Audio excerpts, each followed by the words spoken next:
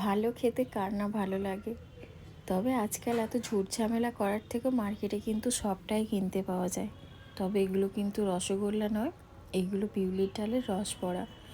আমি মোটামুটি 250 গ্রাম মতো বিউলির ডাল নিয়েছিলাম, তাকে 7-8 ঘন্টা ভিজিয়ে রেখে ওটাকে ব্লেন্ড করে নিয়েছি। নিয়ে ওর মধ্যে একটুখানি লবণ আর হাফ চামচ মতো মৌরি মিশিয়ে বিউলির ডালটাকে ভালোভাবে ফেটিয়ে নেব। এমনভাবে ফেটাতে হবে যেন ডালটা ইজিলি যখন জলে ড্রপ করব তখন ওটা ওপরে ভেসে থাকে। ভালোভাবে ফেটিয়ে নেওয়ার পর ডালটা কিন্তু একদম পিওর হোয়াইট কালারের ফ্লাফি দেখতে লাগবে, যেমনটা এগ হোয়াইটকে যখন আমরা ফেটাতে থাকি যে একটা হোয়াইট কালারের ফ্লাফিনেস আসে, সেই রকম দেখতে লাগবে। তারপরে যথারীতি চিনির রসটা বানিয়ে নিয়েছিলাম। যতটা চিনি দেবে ততটা জল দিলেই হবে, এর রসটা কিন্তু পাতলাই হয়। আমি একটু সাথে কেশর মিশিয়েছিলাম, পাতলাভাবে ওটা ফুটিয়ে জাস্ট ওই 1 চাশনি যে বলে সেটা বানিয়ে নিয়েছিলাম। তারপরে কড়াই বসিয়ে তাতে সাদা তেল গরম করেছি, করে ওই যে ফেটিয়ে রাখা ডালটা তোমরা দেখতেই পাচ্ছ কতটা ফ্লাফি হয়েছে। এটা কিন্তু অটোমেটিক একাই টার্ন করে নেবে, তোমাকে আর নিজেকে ওটা উল্টে ভাজতে লাগবে না।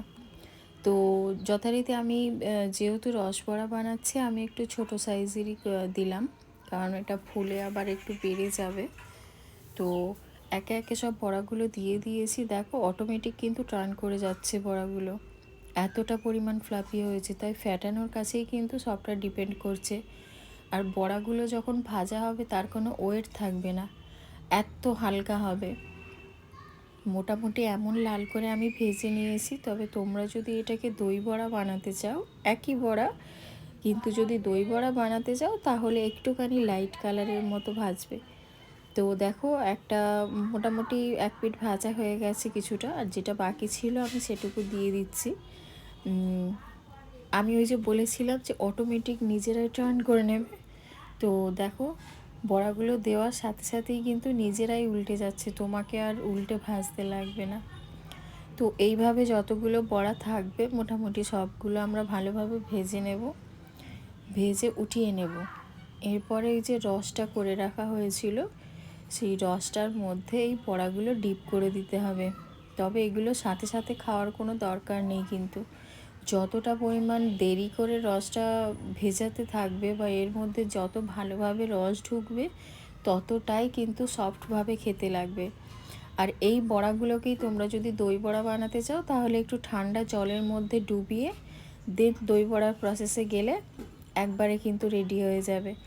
দেখো বড়াগুলো আমি ফাটিয়ে দেখাচ্ছি কতটা পরিমাণ ফ্লাফি হয়েছে, মানে বড়ার কোনো ওয়েটই থাকবে না যে তোমরা বড়াগুলো ভেজেছো।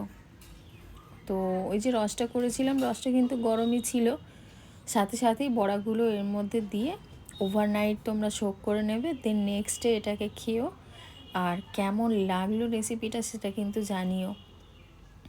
এত সুন্দর খেতে লাগে, যারা খায় এগুলো তারা কিন্তু খুব ভালোভাবে জানে আমি কোন টেস্টের কথা বলছি।